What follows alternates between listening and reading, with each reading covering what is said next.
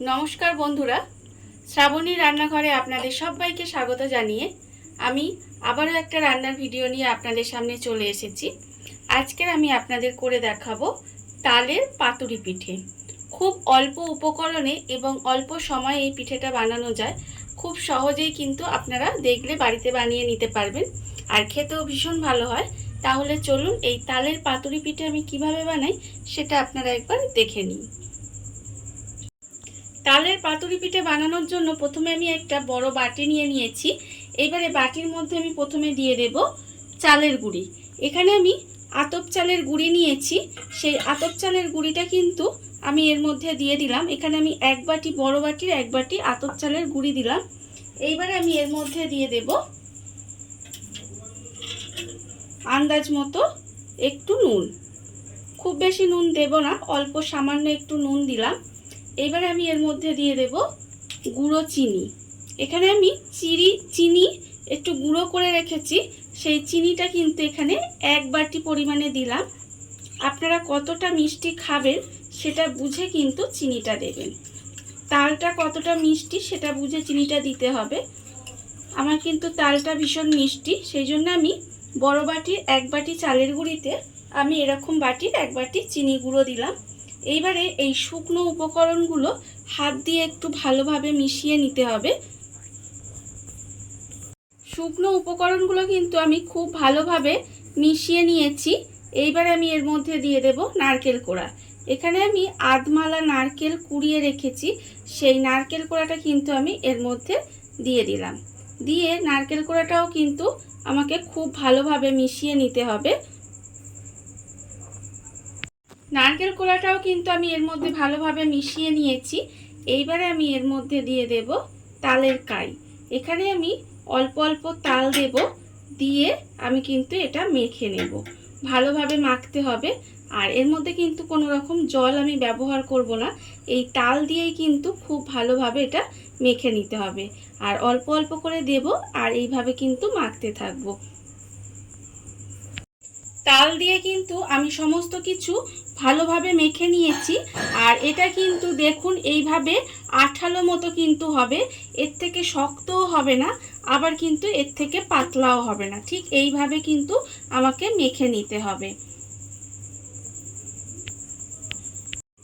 এবারে আমি এরকম কলা পাতা নিয়ে নিয়েছি, আর কলা পাতাটা কিন্তু আমি একটু চাটুতে সেঁকে নিয়েছি যাতে ছিঁড়ে না যায়।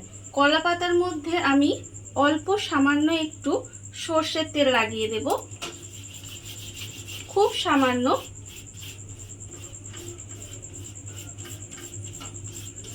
সর্ষের তেল লাগিয়ে দিলাম।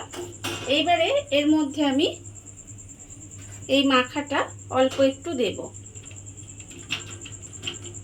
দিয়ে এইভাবে একটু সমান করে দেব।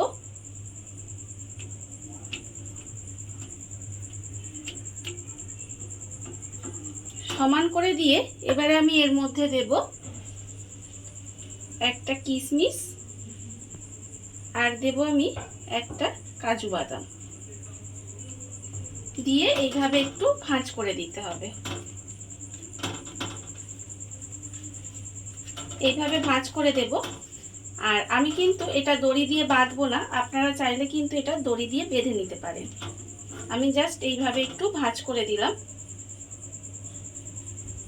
দেখুন এইভাবে বানিয়ে নেব। প্রত্যেকটা কিন্তু আমাকে এইভাবে বানিয়ে নিতে হবে। পাতুরিগুলো আমি এখানে সমস্ত রেডি করে নিয়েছি। দেখুন পাতুরিগুলো কিন্তু আমার এখানে হয়ে গেছে। আর অন্যদিকে আমি গ্যাসটা অন করে একটা কড়া বসিয়ে দিয়েছি, আর কড়ার মধ্যে আমি কিছুটা জল দিয়ে দিয়েছি। এবারে আমি এরকম একটা ফুটো ফুটো থালা আমি এর মধ্যে দিয়ে দেব। দিয়ে এবারে এর ওপর থেকে পাতুরিগুলো আমি সুন্দরভাবে সাজিয়ে দেব। ঠিক এইভাবে দিয়ে দেব।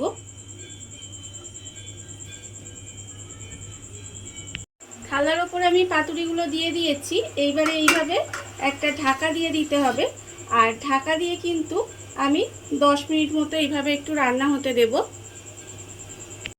10 মিনিট আমার হয়ে গেছে। এইবারে আমি খুলে দেখব।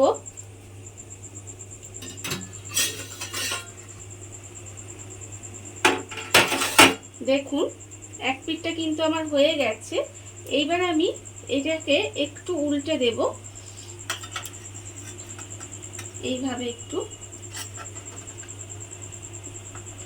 এইভাবে প্রত্যেকটা একটু উল্টে দেব। প্রত্যেকটা পাতুরি পিঠে কিন্তু আমি উল্টে দিয়েছি।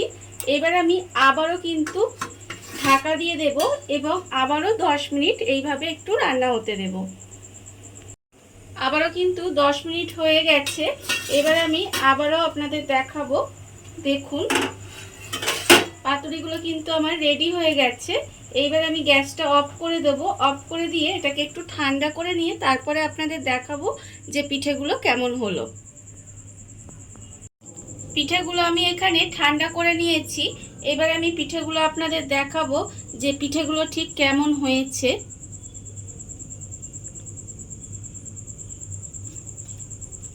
দেখুন পিঠেগুলো কি সুন্দর দেখতে হয়েছে না? দেখতে যতটা সুন্দর হয়েছে খেতে কিন্তু তার থেকে অনেক বেশি সুন্দর হয়। আপনারা বাড়িতে বানিয়ে দেখতেই পারেন। এই রেসিপিটা যদি আপনাদের ভালো লেগে থাকে, আপনারা যদি ফেসবুক থেকে দেখে থাকেন পেজটি ফলো করে দেওয়ার অনুরোধ রইল। আর যদি ইউটিউব থেকে দেখে থাকেন তাহলে চ্যানেলটি সাবস্ক্রাইব করে নেওয়ার অনুরোধ রইল। তাহলে চলুন ভিডিওটা আমি এখানেই শেষ করছি। আপনারা সবাই ভালো থাকবেন, সুস্থ থাকবেন। আবারও হাজির হব নতুন কোনো রান্না নিয়ে।